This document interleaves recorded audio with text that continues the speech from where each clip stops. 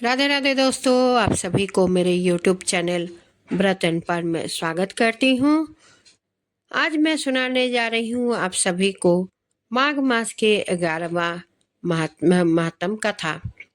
दोस्तों, माघ मास, कार्तिक मास और वैशाख मास भगवान विष्णु को अति प्रिय मास है। दोस्तों, इसमें सुबह स्नान यानी ब्रह्म मुहूर्त कहा जाता है, जो 4 बजे कौआ बोलने से पहले अगर जो कोई नहाता है, विष्णु भगवान की पूजा करता है, सूर्य को अर्घ्य देता है, तो वो सब पापों से मुक्त और इस जन्म के या 7 जन्म के कहे सारे बंधन से मुक्त होकर, मतलब दूसरा जन्म ना हो पाए होगा, इस बंधन से मुक्त हो जाता है।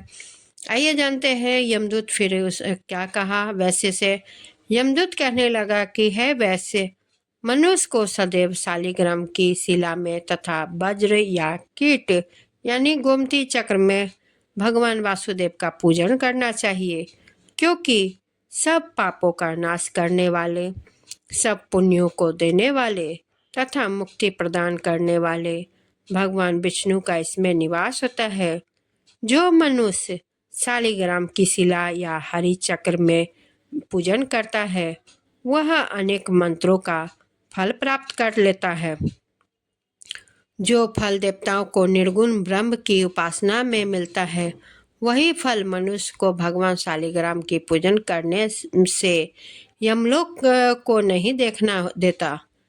भगवान को लक्ष्मी जी के पास अथवा वैकुंठ में इतना सुख नहीं आता जितना शालिग्राम की शिला या चक्र में निवास करने में आता है। स्वर्ण कमल युक्त करोड़ों शिवलिंग के पूजन करने से इतना फल नहीं मिलता जितना एक दिन शालिग्राम के पूजन से मिलता है।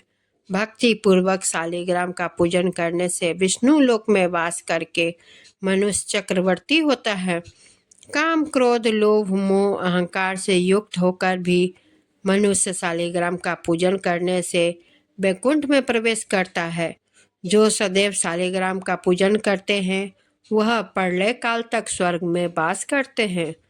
जो दीक्षा, नियम और मंत्रों से चक्र में बलि देता है, वह निश्चय करके विष्णु लोक को प्राप्त होता है। जो शालिग्राम के जल से अपने शरीर का अभिषेक करता है, वह मानो संपूर्ण तीर्थों में स्नान करता है। गंगा, रेवा, गोदावरी सबका जल शालिग्राम में वास करता है। जो मनुष्य शालिग्राम की शिला के सन्मुख अपने पिता का श्राद्ध करता है, उसके पितर कई कल्प तक स्वर्ग में वास करते हैं। जो लोग नित्य शालिग्राम की शिला का जल पीते हैं, उनके हजारों बार पंचगव्य पीने से क्या प्रयोजन। यदि शालिग्राम की शिला का जल पिया जाए तो सहस्त्रों तीर्थों करने से क्या लाभ। जहाँ पर शालिग्राम है, वह स्थान तीर्थ स्थान के समान ही है। वहाँ पर किए गए संपूर्ण दान, होम करोड़ों गुना फल को प्राप्त होता है। जो एक बूंद भी शालिग्राम का जल पीता है, वह माता के स्तनों का दुग्ध पान नहीं करता, अर्थात गर्भाशय में नहीं आता। शालिग्राम शिला में जो कीड़े मकोड़े एवं कोष के अंतर पर मरते हैं, वह भी वैकुंठ को प्राप्त होते हैं। जो फल वन में तप करने से प्राप्त होता है, वही फल भगवान का सदैव स्मरण करने से प्राप्त होता है।